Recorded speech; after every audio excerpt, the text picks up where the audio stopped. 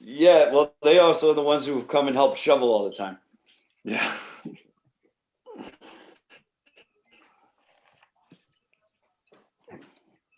That's how you stay warm. You go to some. Yeah, well, they also are the ones who come and help shovel all the time.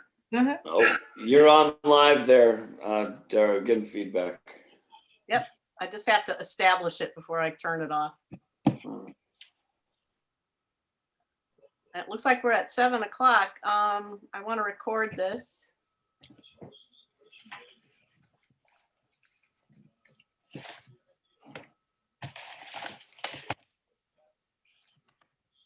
Alice, do we record to the cloud or on the computer? To the cloud, Okay. please. And you've got that? Because I'm not a co-host. Oh, you're not? Oh, okay. Yeah, I just hit it. Perfect. Okay, so we are recording and we are live on YouTube, and I'd like to call this meeting to order. This is a town board workshop meeting to discuss the zoning review and to launch it. And this is just a discussion and a presentation. There's no voting on anything. And at the end of the meeting, when we let Frank and Taylor go, we may go into executive session to discuss the committee members, or we may table that and wait till Thursday. So it's just a matter of what time it is. So I'm going to hand the Zoom over to Taylor and Frank. Don't forget to unmute.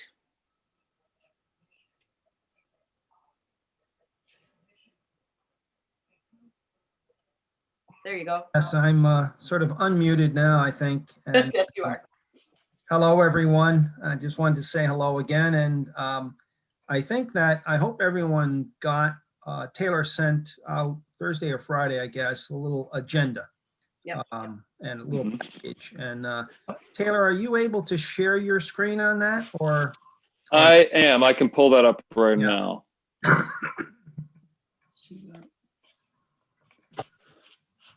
Okay. All right. Can everyone see it? Yeah. Okay. I'm not. Um, It looks a little different than it usually does. Hold on. Let me try again. It looked good on my end. it looked pretty good, Taylor. Yeah. Okay. Yeah. I think Okay. that's probably fine. And what we thought we'd do is just briefly introduce ourselves and then take a minute. And I know you, of course, you all know each other, but we might want to have everybody introduce themselves. But at any rate, again, I'm Frank Fish. I think I know most of you from Taylor and I and Sarah Yackel working on your comprehensive plan update. And for this zoning, I would act as the principal. And again, I'm going to just turn this to Taylor, who would act as really the project manager of this. So Taylor. Yep. Taylor Young. I worked with, as Frank said, with Frank and Sarah on the comprehensive plan. And we're excited to, kind of pick up, not pick up exactly where we left off, but kind of continue the work that we did in the comprehensive plan. Right. And does everybody want to just go around and introduce themselves, or is that not necessary? I don't think it's necessary. We're all, it's the town board and Yeah. town clerk. And right. Okay, great. Okay, I'm really not Kathleen. I'm Don. Okay. Hello, everybody. All right. Hey, Don. All right. So there's Don, right. Up here. Okay. What we did is we've got maybe item 2 and 3 on the agenda. I might cover briefly. I think it's only a 5 to 10 minute kind of just go through what's in the project approach and scope and the timeline. And then I thought I'd turn this over to Taylor just for an overall discussion with you all on item 4. So item 4 is not a presentation. It's really a discussion of what was sort of in the RFP we got and the issues that we know about. This is not meant to be an exhaustive list, but a list that would be priority issues to start with. So maybe on item 2, I'll just Taylor, Mhm. you can bring up the timeline. For me, that's the, that sort of organizing Yeah. a little Okay. bit. And I know that's at the end there a little. Yeah, hey, thanks, Taylor. So you can see here what we've got is just a sort of a phase one, just zoning review draft updates to get them into a preliminary format. And we wanted to discuss, and you'll see that as a separate issue later, the zoning review committee, town board relationship to the zoning review committee, or maybe the other way around, because effectively the town board is the board, the only board under New York state law that can approve or adopt zoning amendments, as you all know. And the same with SEEKR, the State Environmental Quality Review Act. You would have to be the lead agency because you're the agency that has the sole power over the zoning code. So at any rate, there's that relationship to discuss, but we just wanted to go over the whole thing with you all tonight before we met with the zoning committee. And so we saw actually part of tonight, this would really be kind of a project kickoff.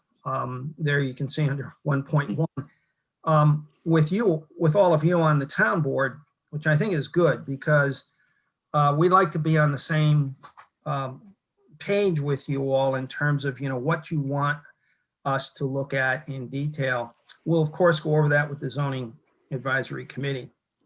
So a little bit tonight forms that kickoff just a little bit, and then to go over the program. The RFP hinted that, there are some things in the code that might just be cleanup issues. They might be things that are definitions, or they might be areas where there's pretty much agreement on, and that if we can get to some of those tonight, then we'll go over them with the zoning committee. But then there's others which are real zoning issues coming out of, the plan, or things that have been recommended or discussed with the town board. And those issues might be more substantive issues that need some analysis and looking into. And so we would develop those, as you can see, sort of as we get into month 2. And then out of those issues, try to come up then with a draft, some of the initial draft zoning recommendations. What I brought to you also, you see it, is below there, you'll see these blue circles.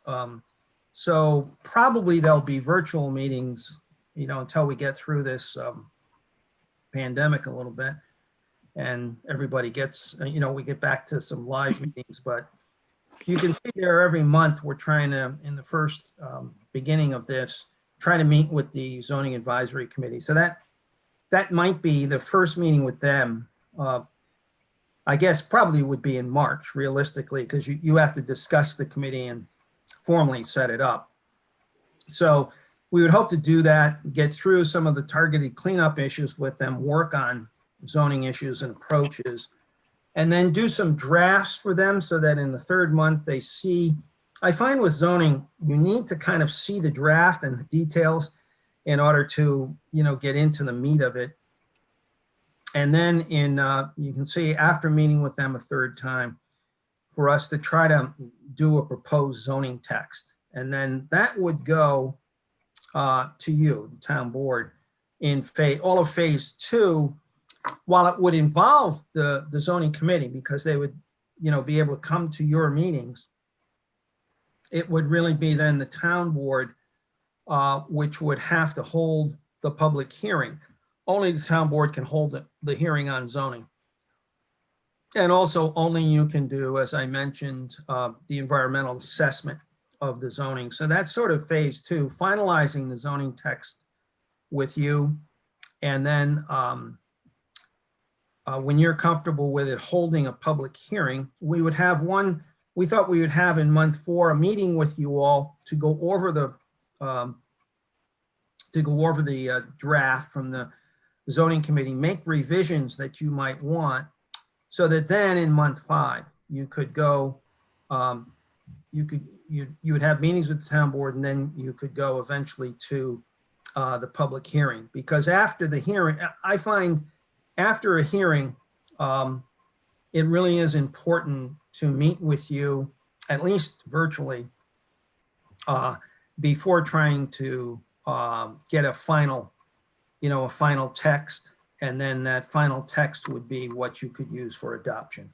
So it's sort of a 6-month, overall 6-7 month process to try to get this work done. It's not meant to be, a new zoning code, because you already have a code in place. I think the code, we all thought when we read it the first time in doing the comp plan update, that it's in pretty good shape, but there are things about it that you want changed. So we see this as a select zoning code update to things we can get, that there's a consensus on. We could move on and get the text to you.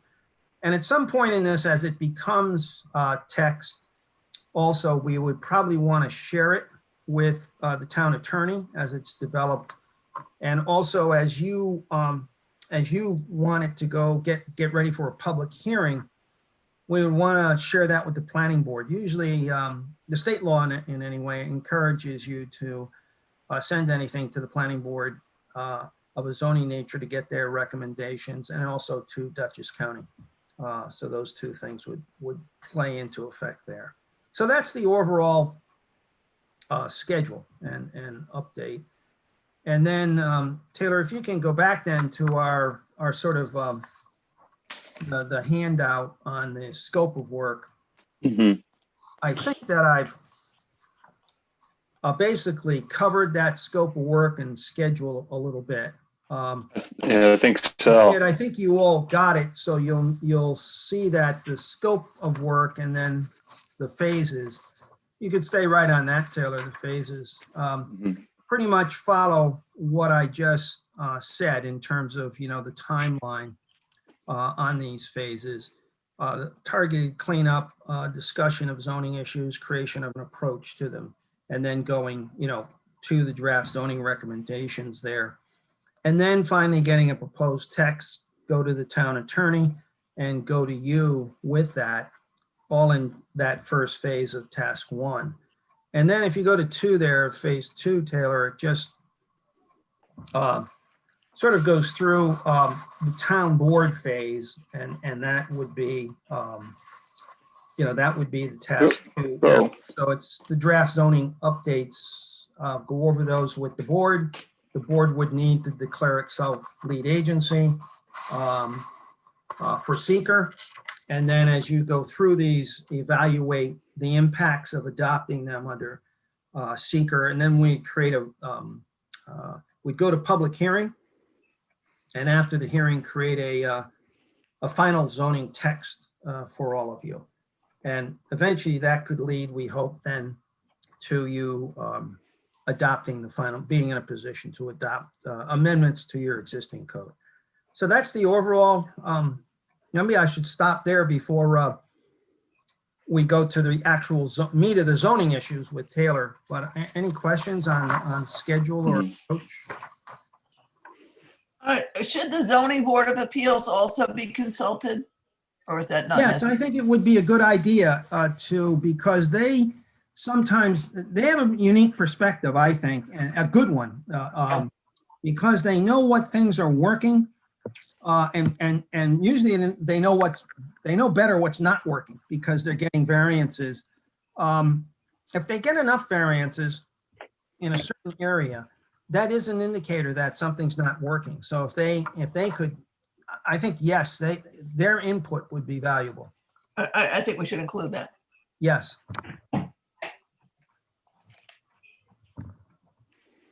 The other, I had mentioned early on to Dara, in terms of including people, it would also be good to have 1 or 2, you don't want a quorum of any board, but 1 or 2 members of the town board, because you are the board essentially that has the voting capacity, you are delegated by state law to adopt zoning.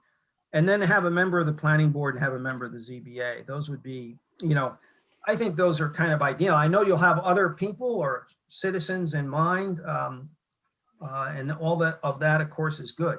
But I think if there could be a couple of members of the town board, one on the planning board and one on the ZBA, it would be a nice way to make sure that the different boards are represented. So that would be, that would be good. Any other questions on scope or timeline?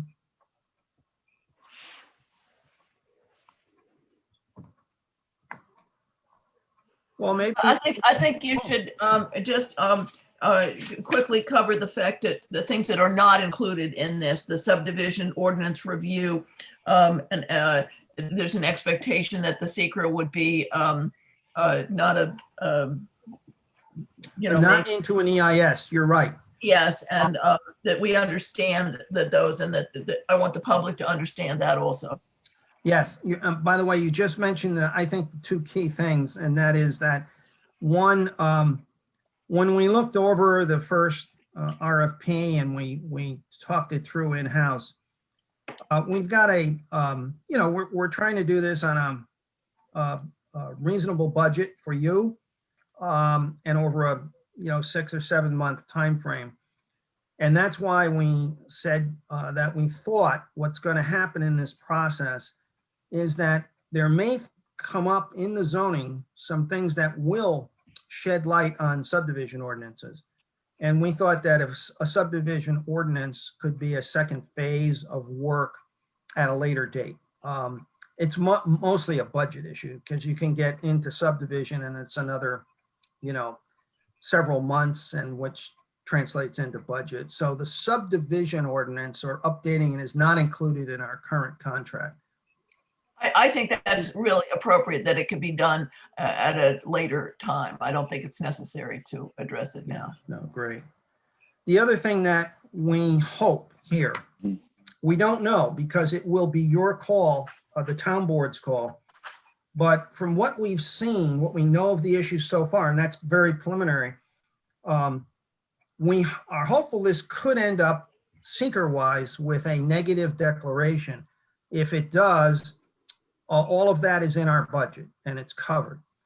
But if it doesn't, there could be, someone could get into a new zoning approach or a new zoning category, let's say, or mapping that might get into impacts that you as a board feel are significant on the environment.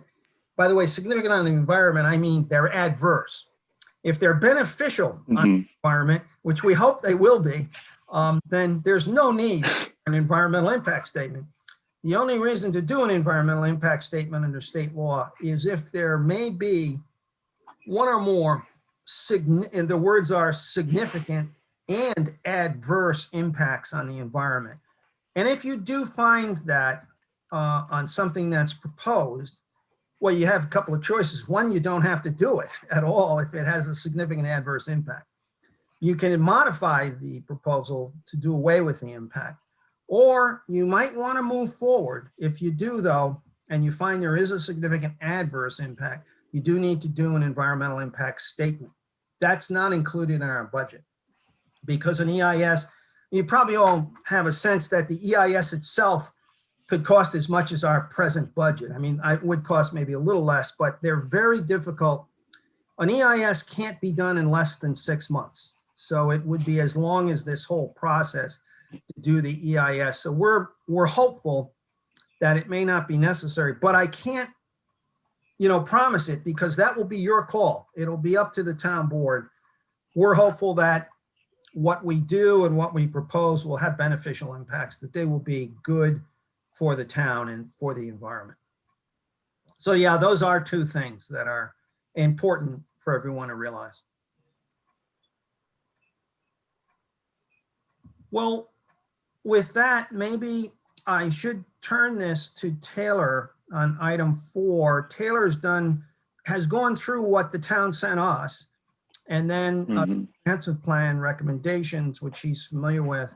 And so we've sort of given you a list to, by the way, this is again, just to begin the discussion. There may be other things here to discuss, but these are things that you either wrote down in what you sent to us, or we sort of picked up from the comprehensive plan meetings that we had. So Taylor, I'll turn item 4 to you.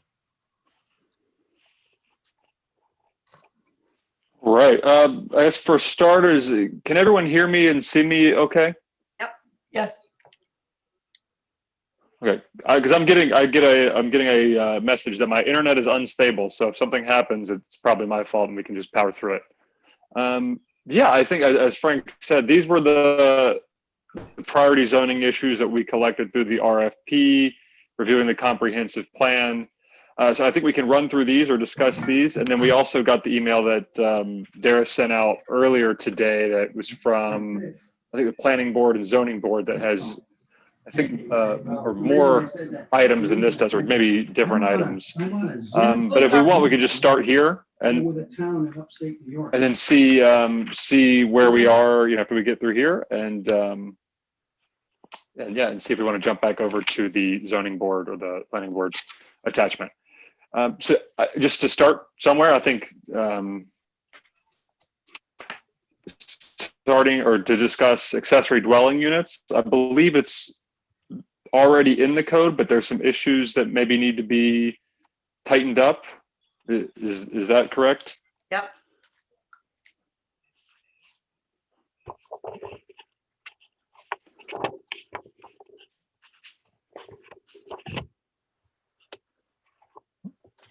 Frank, you're muted. Are there, I mean, is there a, oh, sorry.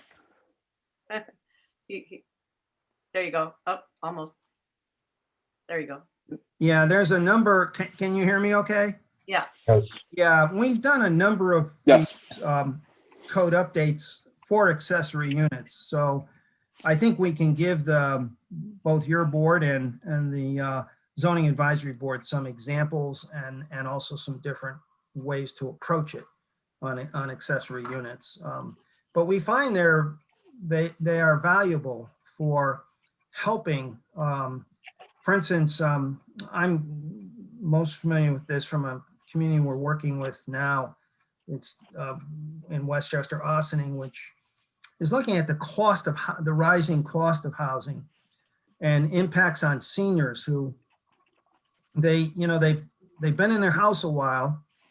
And I don't mean to say it quite this way, but a person dies and leaves a spouse by themselves, and they've still got a mortgage. They need some income. They'd like to stay where they live. They don't want to move. An accessory unit could give some rental income to that person. So it can help residents, I think, in the town. It can help with keeping both the house a little bit affordable for the owner, because as people retire, their incomes can drop, not necessarily all the time, but many times they will. And so an accessory unit, which used to be called a mother-daughter unit or a mother-in-law unit or that kind of thing, they cannot, by the way, be restricted to any blood relative or relationship. The law doesn't allow that in New York State. So they are a true rental unit, but they can be controlled, and they can be done through the building department. They can be done as a special permit through the planning board. So there's a lot to discuss here on the accessory unit and how it is managed within a town. And that depends a lot on what your issues and what your experience has been with them. We believe our main issue, Frank, in that we already have and permit them within our zoning ordinance, is that the language in our code might suggest that they are only permitted for family members.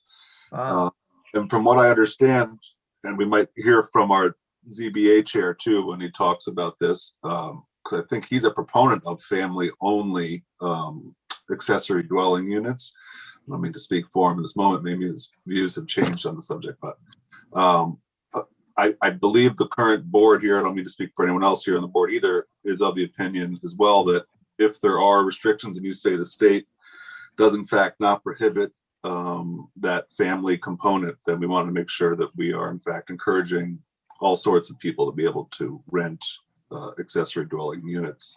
Yeah, the law, and I won't say this was a law from the legislature, it's mostly from the courts. There was a noted court decision out of Long Island where the court said they cannot be limited to, I think the court's words, a blood relationship. They can't be limited only to a family.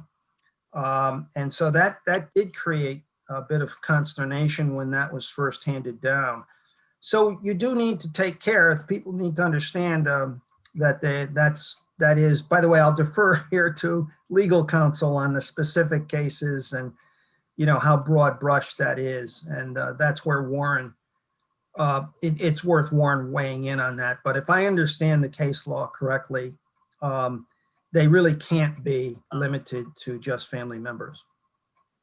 But the reality of our situation in Pine Plains right now is that we are in serious need of rental units.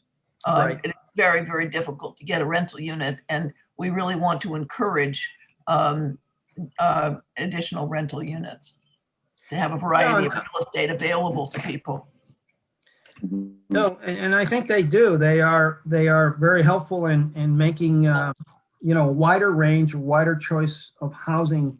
And also there's different ways to control them. And that would be, we'd look at and probably talk to you all and to the building inspector on what your experience has been with them in Pauling. We'll sometimes make them, for instance, get a permit from the building department. Other times we'll make them go through a special permit process, which we did in a couple of municipalities that we've worked in recently, because in those municipalities, they were new. So we wanted to control the size of the unit, its relationship to the house. Could it go over a backyard, a garage in the backyard, which many of them do, and it's an appropriate thing to consider. So you can get into how they're controlled and what process they're controlled by. I didn't look before tonight's meeting, although I can. As someone who has have the zoning code here. I don't know your current process. Frank, I worked on this for a while, but I'm not totally sure how it all ended up. But the old eco housing concept was the only one that was restricted to a family member, and that was basically something you could move in out. But I'm pretty sure that this law was tailored so that you did allow, you know, an accessory apartment with certain restrictions as far as, you know, it wasn't the principal and you had to have it owner occupied and some things like that. I'd have to look up exactly what is in there. Yeah, and we'll definitely take a look at it. You define it, well, that's an accessory. Yeah, I'd have to go further into your code. Yeah. But it usually, we can I have seen special permits say that, you know, the permit runs until ownership changes. So it relies on the ownership, an owner being present in either the main unit or the accessory unit. So it depends on how, what your, you know, comfort level is with them. And we'll take a look at how it's done now. Yes. Yeah, okay. And I was going to say, as I've lived in a accessory dwelling. I lived in, I was, you know, I moved to a new city and found a place where I stayed in someone's basement, and it was more affordable and better space than any of the other options. So that is one thing anyway, that we've written a number of these and we can, I think, quickly get to, you know, for the zoning advisory committee, we could quickly get to some options for them to maybe improve your current write-up. But in that you're familiar with them already. Yeah. I think this would be trying to get this wording down the way you all would like it. Yep. Great. By the way, that number 2, well, Taylor, I'll let you talk about 0 lot line, the B, item B. Mm-hmm. Right, zero lot line zoning. This came up in the comprehensive plan. I remember, I think it was Roy was discussing that Columbia County has created a model for two housing units that share a center line, a center wall. Yes. But it requires to have a zero lot line, or no being able to build all the way up to the property line, because they share a wall that is along the property line, or soon to be along the property line. Yes. Correct. So I think that would just be we're digging in to make sure that we kind of could look to this model, but then look around to see if there's other models that we want to see. So it's not necessarily just for this Columbia County model, but other ones that may be similar. Well, it comes up again in terms of a townhouse configuration where there's more than one that has shared, you could have shared lines on both sides of the property. We also, it's interesting that we have a project that was prior to our zoning, which is the town center development, which is hopefully going to be completed, but those are attached units. And some of them they're just 2 units attached, but down below, there are a number of units attached. And I don't believe that we've had any problems with that. And it's something that we should really look at. It came in before we had zoning, and I don't think it could be built with the current zoning that we have. Sarah, what you're talking about though is it's the property itself is under one ownership. They're not separate lots. That's true at this time. Right, but if you were to split them off, you wouldn't be able to do that. Right, okay. Right. But at one point it was in a condominium. It was Right. planned to be a condominium. We don't really know right now exactly how it's going to be presented, because Right. in terms of their completing the project, we're not sure what the configuration is actually going to be. But even in a condominium situation, the property is owned by one owner, and the building itself is owned by the individual, townhouses or condos. So the property that they're talking about in Columbia County is sort of a different animal. And when we talk about this, the zero lot line zoning, I presume, but maybe the rest of the board does not, that we're only talking about inside the hamlet center. I know that refers to a few different zones. But it's not something we'd be including in the rural districts, obviously, just to make that clear. And for broad strokes for Taylor and Frank too, I think everything you'll hear us talking about here are ways of increasing opportunities within and near to the town center, as far as housing goes, and other things, and sort of help manage on the outside and preserve the rural stuff. Yeah, okay. No, that's- Yes, that overarching comment, Roy, that you said, that's what we've understood, kind of from the beginning, is how can we preserve the rural areas and drive any growth or any new housing choices, opportunities in the hamlet center to kind of reinforce that walkable center, bring population there that can support the local businesses. I don't know what Sarah and Dara's thinking is on the idea, but the notion of zero lot line zoning runs counter to the way we think of our zoning now. And I don't know if it's work for the committee to chat about and just to confirm it is the way that we want it to be. But I'm not always convinced that that's the best pattern for development on a broad scale in our town center. The only place I think we would see it. And in fact, if that model were to propagate broadly into the majority of new development in town, I don't know if that was, for me, I'm speaking for myself, I guess, would be a desirable outcome. Again, this might be work for the committee to chat about more. But when I carry out the idea that if zero lot line zoning were to happen everywhere suddenly in town, what would that be like? Or it became the dominant form of new development in town, what would that be like? Is that what we want?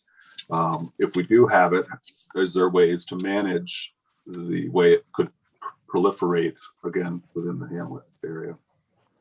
Yeah, I think that's something good to discuss because in essence, the zero lot line zoning to me is really, another way to describe it almost is, as someone said earlier, it's two townhouses together. They have on one side a zero lot line by definition. They have a common wall. And we're very used to those. And in fact, they're, in some communities, they'll allow three. I'm not arguing for that. They'll just, that way they've got a middle unit and they've got two end units, one on each side. But there are different ways of controlling them. You're right. They could be, if they're allowed by special permit under certain conditions, then you're going to get, they're not going to be seen as of right across the board throughout the hamlet. So there are ways to control them and yet allow them at the same time. And it will give you a diversity. It will give you some diversity in the hamlet area. And it'll affect cost, of course, a little bit too. Yeah, I think it's a really great thing for us to look at. Yeah. Me too. Okay. Well, the next ones are a little Yeah, bit, I think these would be more significant issues, I think, item C. The Murphy Chase property, the Catholic Church property. Taylor, our understanding is that, I think these properties are adjacent to other zoning in the hamlet. And I'm not sure, but we'd have to see whether they both have sewer. I presume that they do not have sewer. No. Okay. No, they don't. Nothing does. We have no Nothing sewer. does. yeah. Okay, so that's We have a Yeah, sewer no study. sewers. We no have a sewer sewers, right? study. So that's the big limitation then on those properties in terms of density. And then the other one I would say is, zoning that is compatible with the hamlet or compatible with and fits in and has a textual to the hamlet. Yeah, Okay.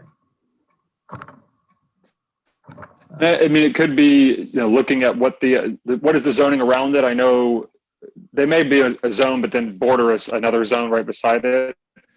yes. the Murphy- And so discussing which zone should they be in. Yes, yes. Yeah, we would want to I look mean- at that so that, you have a precedent for what you might be doing in those properties, what's existing near it or adjacent to it. Yep, Mhm. And on 199, you might want a commercial space to permit commercial space with housing above it. That's a Right. possibility there. In fact, yeah, we Maybe also- already that way. I don't know. Yeah, we list under D that the Hamlet Business District, whether it should go more along, what it should be extended a little bit on Route 199, which is, or 82, which is what had been mentioned in the past. Yeah. So I will say that Right, I think, found in many communities, and I just asked you this, on that question of putting housing above commercial, that your land values, and you may have builders who are willing to do that within a two-story format.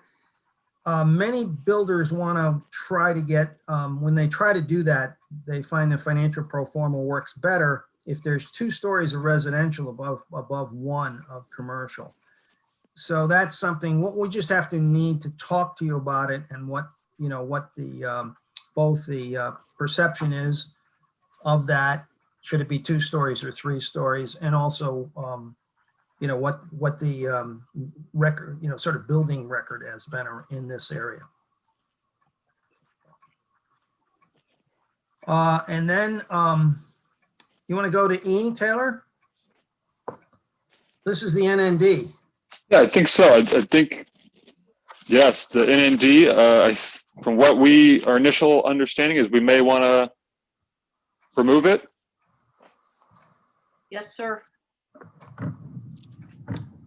And if that's the case, then that certainly is not going to have any negative, significant adverse effects. So that would be straightforward, fairly straightforward if there's a consensus on that. Well, I'm in favor of removing it, yes. Okay, I think that's an easy one. The second part B of that would be, is there something that should replace it in a similar but different manner? You know, it could be some sort of thing that would allow for a bigger, you know, kind of development property. I think with that, especially with a property that size, when you have the opportunity to work on something like that, it should be some flexibility allowed. It shouldn't be locked into whatever the overall zoning is for that area. We have a number of large tracts of land that I think could be creatively developed. And I don't want to say, no, we can't look at a good idea.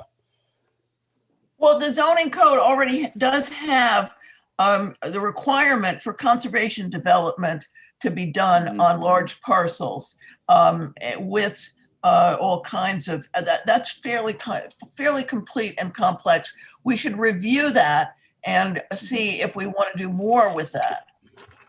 And see if we want more flexibility for a developer for a large parcel. yep. Okay. All right, good. Got it.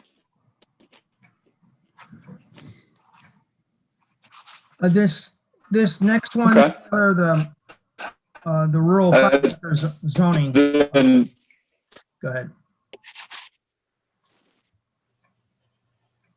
I think he's freezing quite a bit. Yeah, I think Taylor might be freezing up there. The issue and we're not sure of this one, the 5-acre. yeah, I think it's just similar of.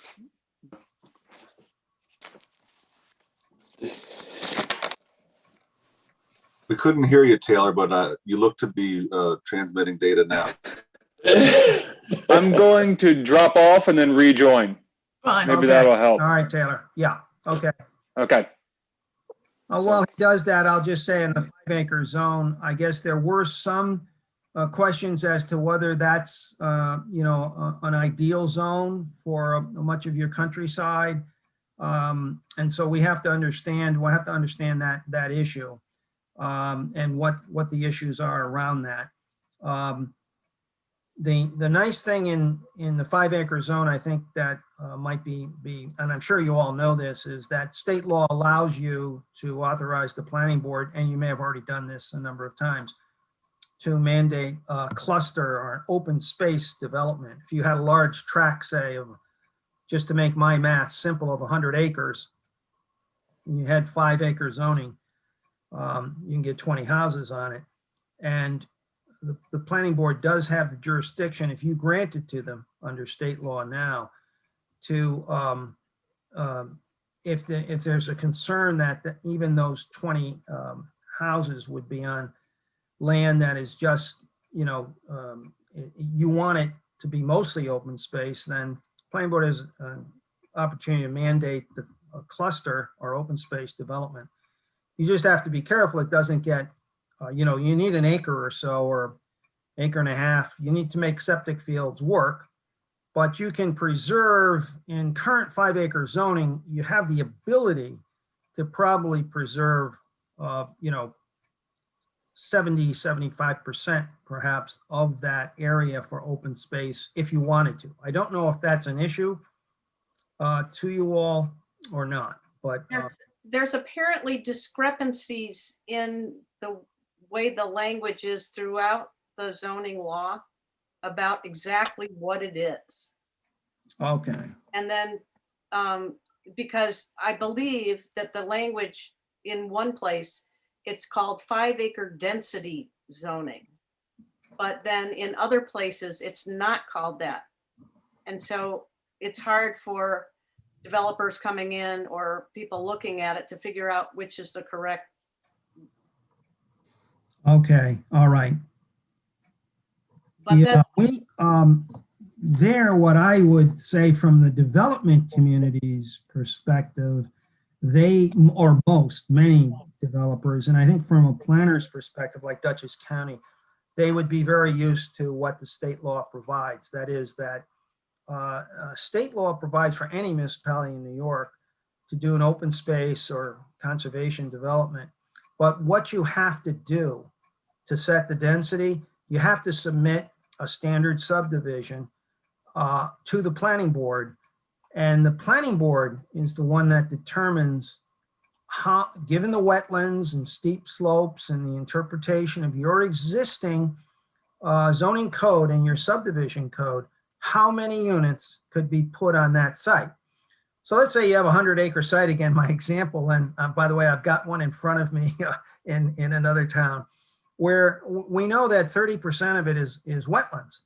So right away, you're not going to get credit for those lots. So if the planning board wouldn't ordinarily approve those, you're down to 70 acres. And then let's say, for argument's sake, that you've got to put in roads into the subdivision. So you lose another 10%. So then you divide the 5-acre zoning in, and you're going to get even fewer units than the 20 I gave you.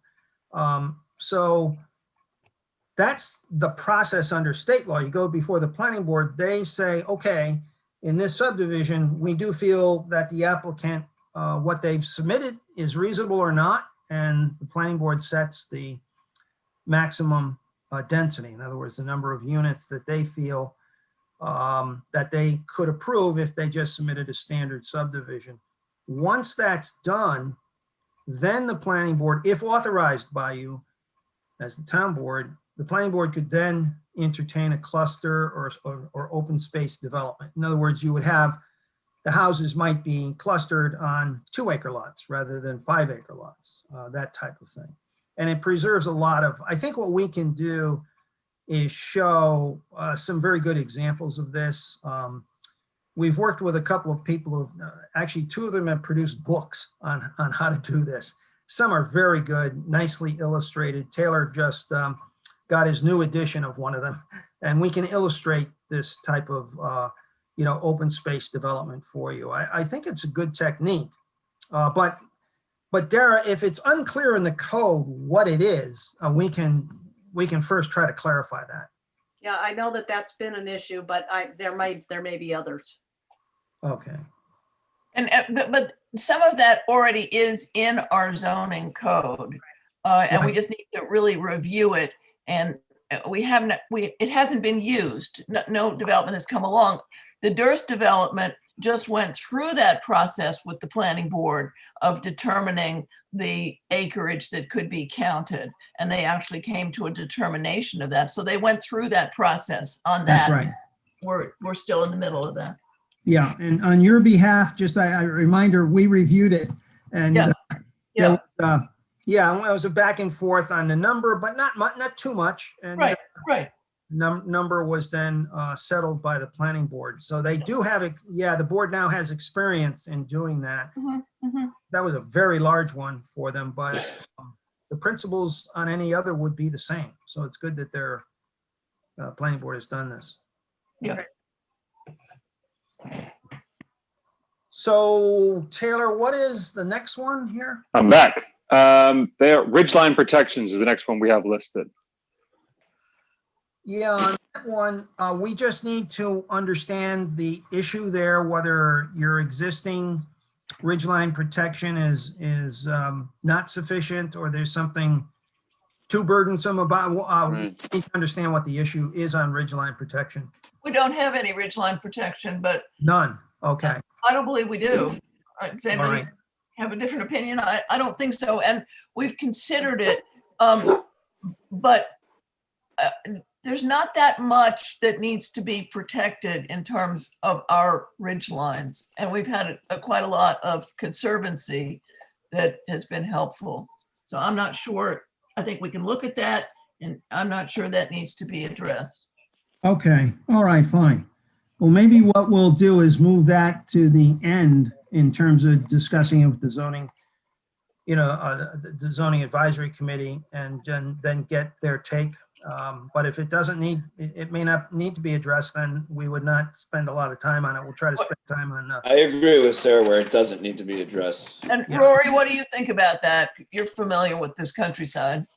Oh, I think preserving ridge lines is great, but I don't know. I guess I'm torn on some of these issues.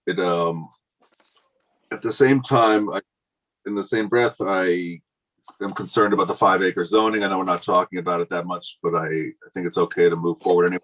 Just imagine the future again, where maybe the only small affordable lots, maybe they're not even that affordable anymore, are in the hamlets of Pine Plains, and just as we more gentrified community, I guess that's what we're preparing for a little bit when I imagine 5-acre zoning, though it's not 20-acre zoning. So I'm of two minds. I just hope that what we're doing does encourage the people who live in our community to be able to continue to do so, or have their kids live here too. I don't see how Ridgeline Protections relates. I don't find it a big pressing issue from my perspective, but I know other people in the community are concerned about it. When you start looking around at our ridge lines, it's not such a big problem for us as some other communities. Like, for instance, Ankrum had some ridge lines that were very significant ridge lines that they have tried to protect, and I get that. I just want to say about the 5-acre zoning, I really don't like 5-acre zoning. 5-acre zoning really tends, in my opinion, tends to take agricultural land and plop a house down in the middle of it. And it encourages large, expensive houses, McMansion type houses in a rural area. I know that the Planning Commission, when the zoning was put in, had major discussions about it, and that's sort of ultimately where that came out. But I don't think it accomplishes what the comprehensive plan kind of designates about what we want, what direction we want to go, and that's like a major discussion. I'm also very troubled about not being able to have a small lot and a small house out in a rural area. I'm not talking about a development with many houses, but if somebody wanted to live out in a very rural environment, or maybe in the woods or something on a small lot and be in nature, I hate sort of depriving them of that if they didn't have a lot of resource to do it. Just where I come from. A really good discussion to have. Mm-hmm. And I don't know how you do that. I mean, you know, you have farms and they have accessory buildings, and some of those can be turned into a small home that somebody can afford. But a farm has a lot of flexibility in terms of what it builds, where it builds it, and stuff like that, which, you know, if you're just buying a piece of land to put a small house on, you don't have that same kind of flexibility. And you would be required to buy 5 acres where really all you needed was half an acre. Right. I guess we do encourage the hamlet districts, right? I know we do in terms of density. We want density in the hamlet. Exactly, but there might be other places, little tiny overlays around that may or may not be near those farmstead sites, like you say, which are these sort of post-industrial farm sites that are already well constructed and have power, et cetera. But I don't know how Frank and Taylor could, on their budget, help us figure out these huge issues, but maybe they could. Well, some are going to be easier than others.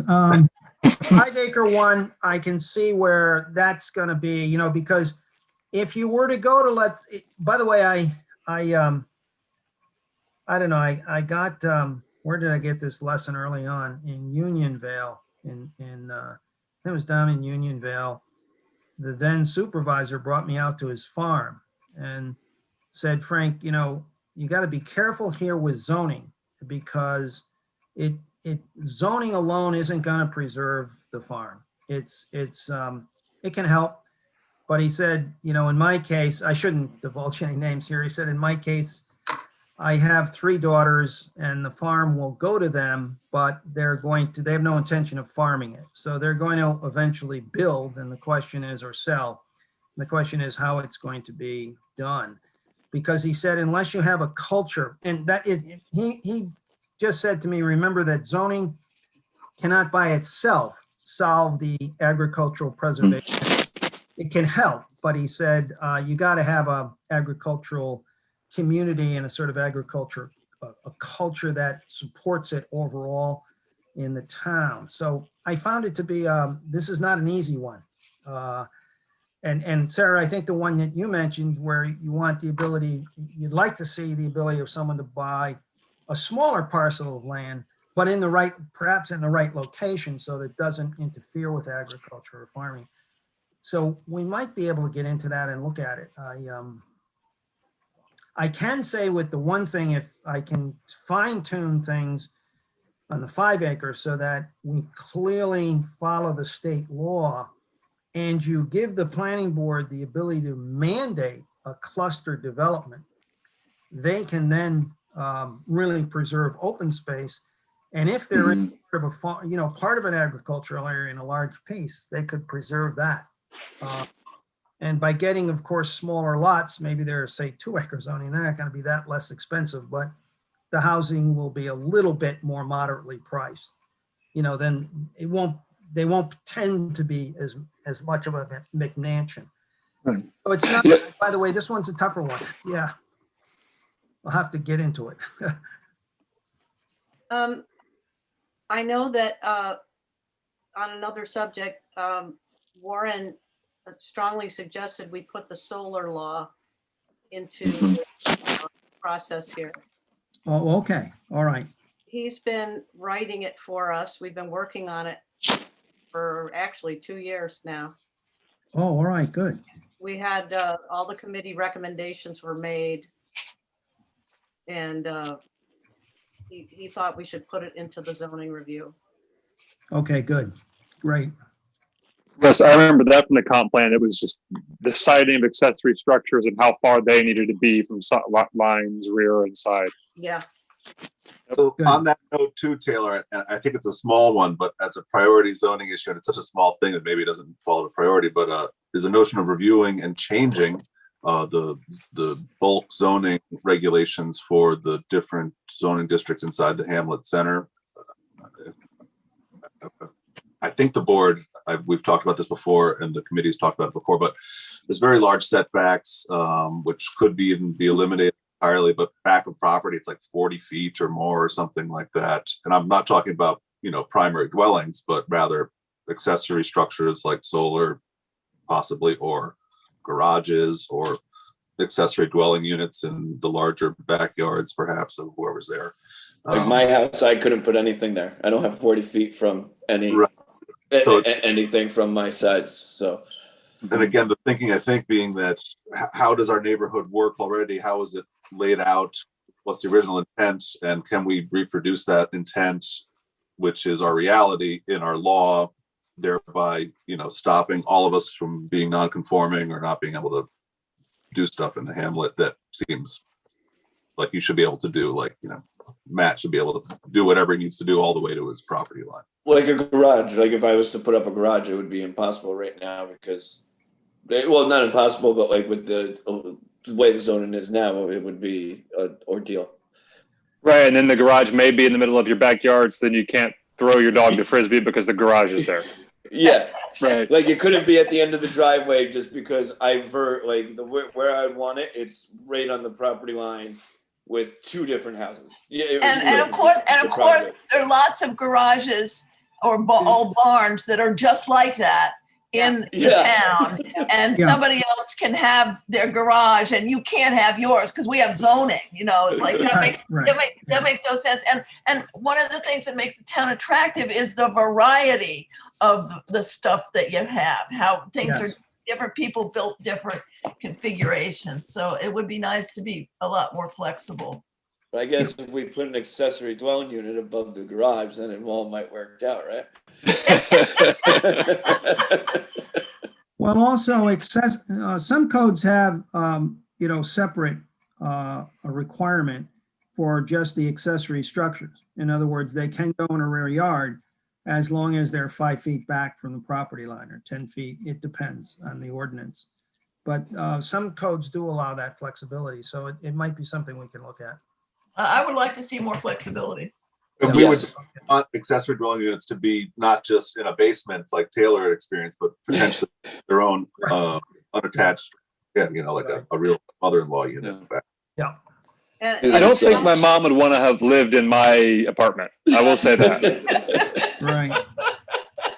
a side topic to this idea of the setbacks and the non-conforming properties, which we were talking about, and this is on that, the list that I sent you that came from the ZBA and the planning board, Mhm. which we put into the RFP for this, includes the Liberta property, for instance, is basically has been zoned out of existence, but he's still there.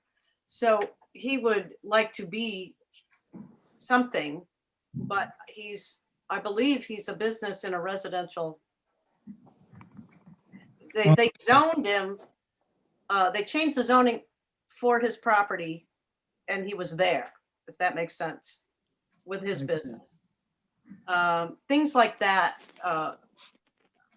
That's all the additions from this list. Actually, the ones you put into the agenda are pretty much exactly what we got in our initial list from the building inspector, the planning board, and the ZBA. Okay, great.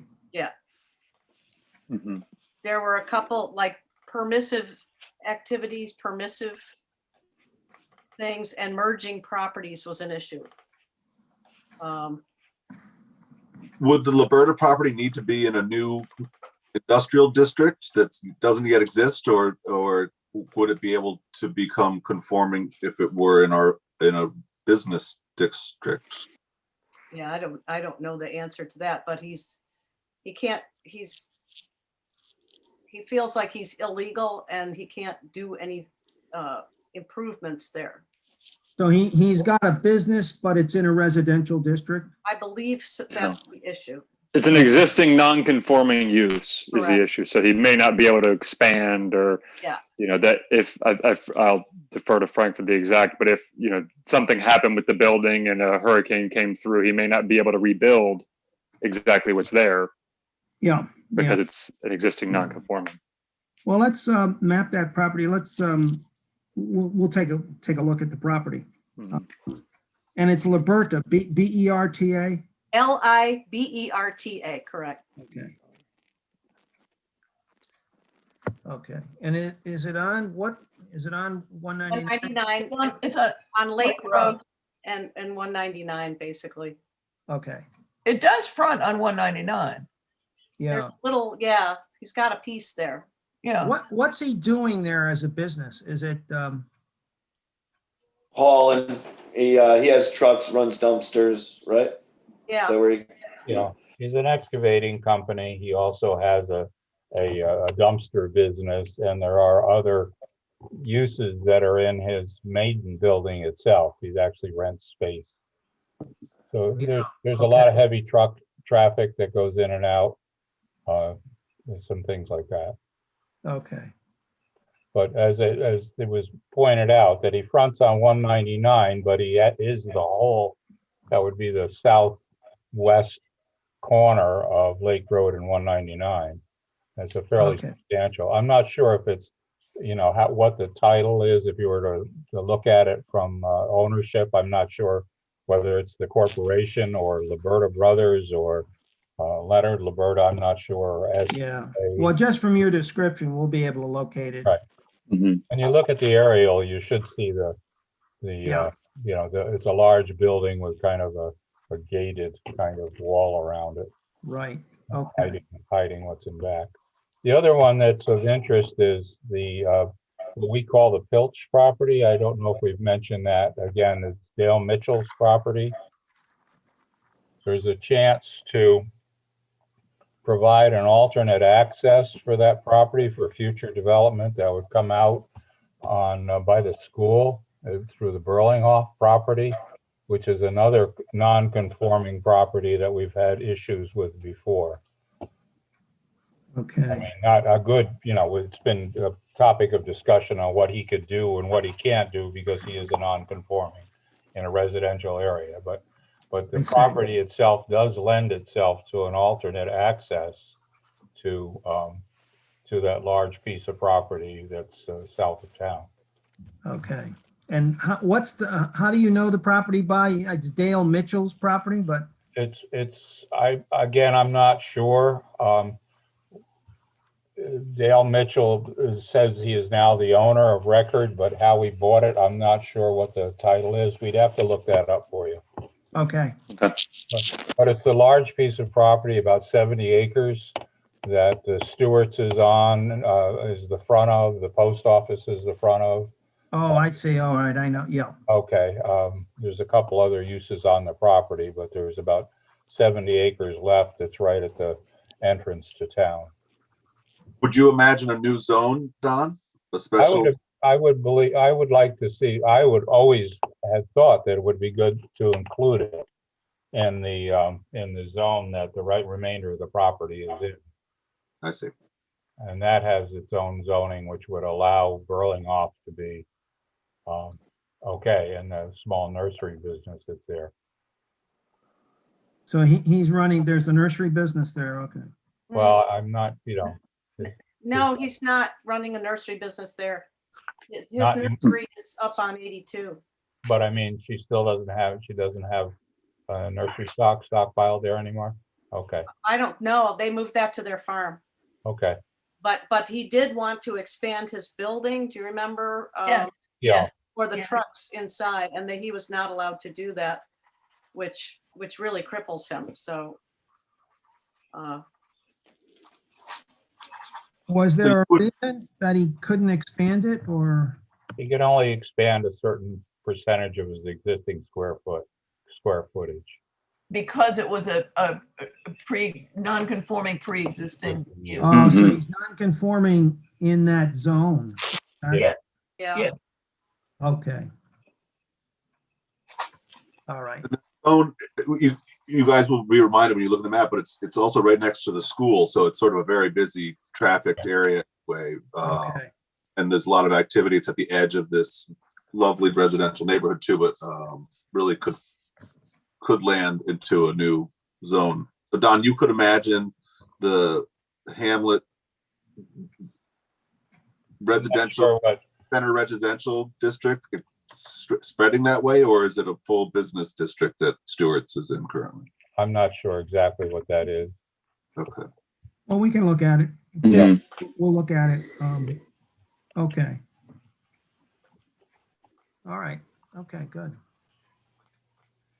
Well, this was a good discussion. This gives us a head start on meeting with the committee. And then, Daryl, will you let us know? I guess you're going to discuss the committee or the Yes. composition of it. And I mean, if that gets in place. This week.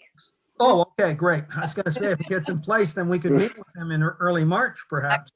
Yeah, let's set up a date and we'll just say that that's the first meeting. We can do that, we can do that in email or something like that. If you want to, if you want to talk about it now, that's fine, but why don't you look at your, Yeah, we'll look, and we can, what Taylor could do is just give you, I think, once we get beyond, March, into March, we're pretty good. So Right. see what's good for them, once you know who the members are. And Frank, and also Taylor, what's the ideal size for that? Oh, thank you.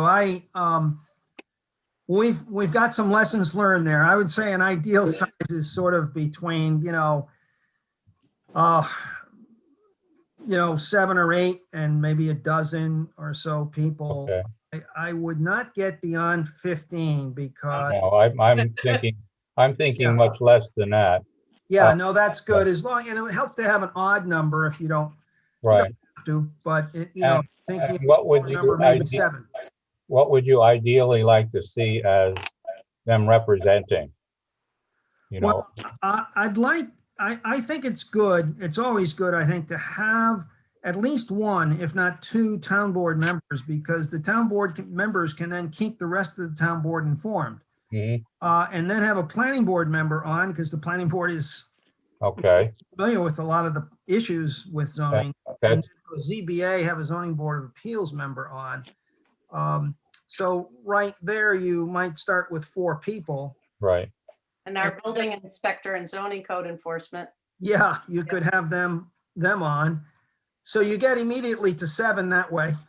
But I think you want some, maybe one member of the business community and maybe perhaps a member of, if you've got some conservancies or environmental community, you just want to have, a few views represented a little bit. But I think I would encourage you to maybe stay in the 7 to 9, Yeah, I think that's really appropriate. That's where we are right now. Yeah, no, that's great. Yeah. I think it would be good if we could just get our comp plan review committee to do it. If we could maybe get all those members back, because I felt they all had valuable input. And It was helped get us excellent. to where we are. 2 of them are not available, but that was an excellent committee. Yeah. It was. Yeah. So, Well, yeah. No, that'd be great. All right. Well, thank you guys for your time. Appreciate it. Okay. All No, right. thank you, everyone. Thank Very you for good. getting things Yeah, so thank well. you all. All right. Board, do you want us to just stay All right. on for a little bit? Yeah, Bye, Bye, Taylor. guys. Thank you. Bye-bye. Bye. See thank you. you very much. Thank Bye, you. Fran. Okay. Dara, I'm going to say goodnight, and do you want to stop recording and then stop going live on YouTube? Yes, please, Alice. Do I have to make you a You can Oh. either